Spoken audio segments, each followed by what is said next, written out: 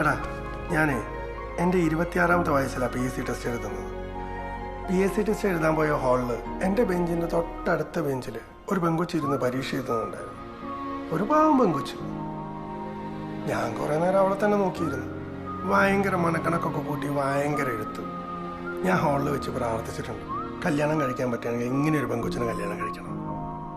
പരീക്ഷയ്ക്ക് കഴിഞ്ഞ് ഞാൻ പുറത്ത് വരാന്തേ കാത്തു നിന്നു, ഒന്ന് കാണാൻ വേണ്ടിയിട്ട്, ഒന്ന് പരിചയപ്പെടാൻ. എടോ, ഞാൻ കണ്ടത് എന്താണെന്നറിയോ? അവളെയും പൊക്കിയെടുത്തുകൊണ്ട് വരുന്ന അവളെ അപ്പനെയാണ്. അരക്ക് കീഴ്പോട്ട് സ്വാധീനമില്ലാത്ത അവളെ കണ്ടപ്പോൾ ഒരു ബഹുമാനം തോന്നി. എടോ, ആ ബഹുമാനാടോ പ്രണയം.